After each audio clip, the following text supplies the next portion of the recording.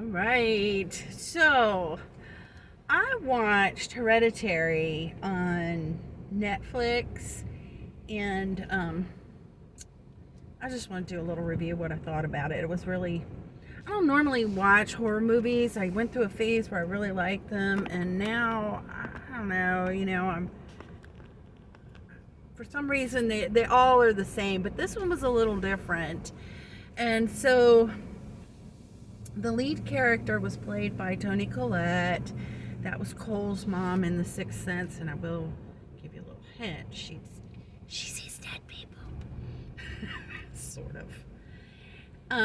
So the gist of the movie is her mother had passed away. That was at the beginning of the movie, and based on her eulogy, her mom was kind of a difficult person, but you still love your mom, right?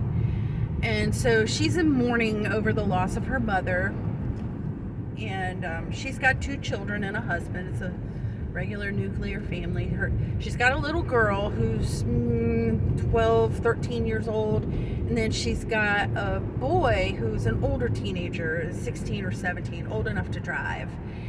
And the little girl is a little bit weird, and she's also dealing with the death of her grandmother, and apparently those two were really close. And I want to say one thing about her, the casting choice for her. I'm not one of those people either who think that little dolls are creepy. Usually, dolls don't freak me out.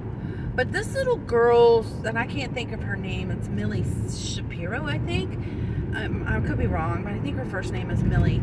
Her face looks so much like those antique ceramic dolls that you see. They're used a lot for horror things, and I mean, she can't help the way her face is, so I'm not saying anything specifically about her. She's just got this fat little cherubic face with the little rosebud mouth, and I think she had blue eyes, and they're the kind, like with the little eyelashes. She just reminded me, the way her face was shaped, of those dolls, which I thought was a really good choice, actually, as far as a person's appearance. To give that, and then with her being a little bit on the weird side, and she was also artistic. Like, she draws a lot, and that's part of her character, and it comes up later in the movie. So early in the movie, the mom makes the teenage boy take this girl to, he tells her it's a barbecue thing for senior class or something like that, but it was really a party, and little bells are going off in my head because there's a pretty good age gap between those two. Why would she make him take her to this party? And I know why. It was a kind of manipulative move on her part so that he wouldn't be drinking. But he does go and he smokes some weed anyway, so he was a little inebriated. But he's not even paying attention to her, and she's like this little kid at a party that teenagers are throwing. Like, first of all, I think it was a bad parenting decision anyway, and that does come up later in the movie. But sort of, it kind of does. I mean, he uses it as a dig to her, but she's got a nut allergy, the little girl, and so she eats something at the party and has a really bad reaction. And of course, he's trying to get her to the hospital because of her reaction, and they have an accident. And I'm not going to tell you about the accident, but there is an accident, and she passes away. It's pretty gruesome. Okay, so he's got this guilt thing going on, and the mom has this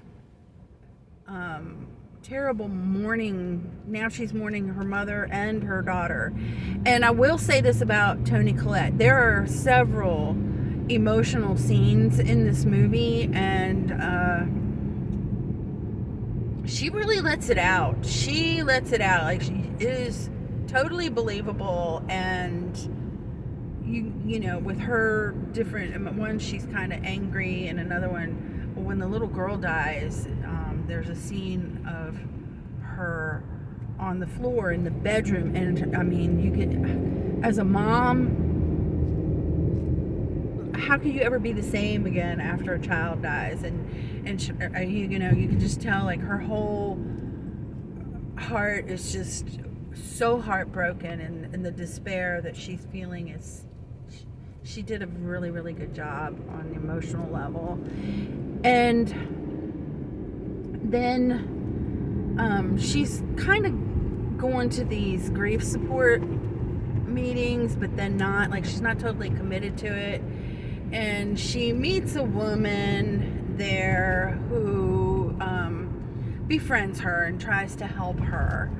And the woman who plays her friend, Joni, or Joan, is also the same actress who was Aunt Lydia in The Handmaid's Tale. And, you know, she turns out to be kind of a, well, I don't want to say too much. But she, anyway, some supernatural things start happening. And once this starts, like, you know, I kept watching it because at this point I'm invested and I want to see what's going to happen. And I don't know, you know, I will say this, it started to kind of feel a lot like Rosemary's Baby, which is a really old movie. Like, I was a little kid when that movie came out. Roman Polanski was the director. And just some of the movement around the house as Toni Collette's character, Annie, is starting to think that something really weird is going on. And then she kind of gets sucked into this supernatural phenomenon that's occurring. And even at the end, which I don't want to give it away, but there was this kind of a evil ending at the end of Rosemary's Baby, and the same kind of feel with the way that the filming was done happens at the end of this movie. You know, and just the way the scenery was, it was all dark, kind of browns and just dark colors with this movement and the emotional ups and downs with Annie, that, you know, the mother. So it did feel like that. You know, it was interesting to watch. And you know, when I went on to IMDb, because I'm a nerd, to check, like, the trivia and all that, the director was actually influenced by Rosemary's Baby. So if you've ever watched that movie and the weirdness that goes on with it, and how the character Rosemary kind of got sucked into that evil group, I'll just put it that way, it's all kind of the same feel, and I was not off when I got that feeling. You know, so if you're familiar and you watch, you'll see that, and this is kind of cool how that works out. But I don't want to ruin it for you, so I'm not going to talk about that too much. But I mean, the one thing about this movie that was different from horrors, there was one scene, well, actually two scenes, that were pretty graphic and horrifying as far as the death of the little girl.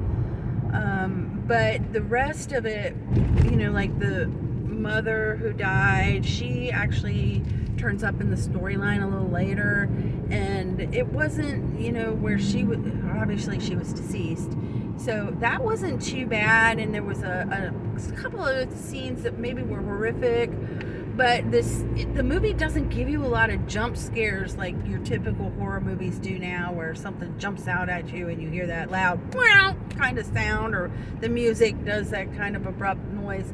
It was nothing like that, but it was still enough to keep you at least waiting to the end. Like, I don't think I'm gonna say, oh, this is my favorite movie, but it did have enough intrigue to keep me wanting to find out what happened. That's why I don't want to spoil it for you, because it's not all blood and guts, overly done, and a lot of there were special effects. Okay, I don't want to say that either. There were special effects, but there were some other things that happened in the movie, and you're like, what the heck was that? You know. So there were those kind of things that happened, but it wasn't jumpy. If you don't like those jump scares in the horror movies, but you want to watch something that's maybe a little bit off, or you know, a little scary, this is okay. This is okay, but it's not my favorite movie, but it was definitely worth watching. I'll just say it that way. So if you want to watch that, it's on Netflix, and it's called Hereditary, and it's kind of long.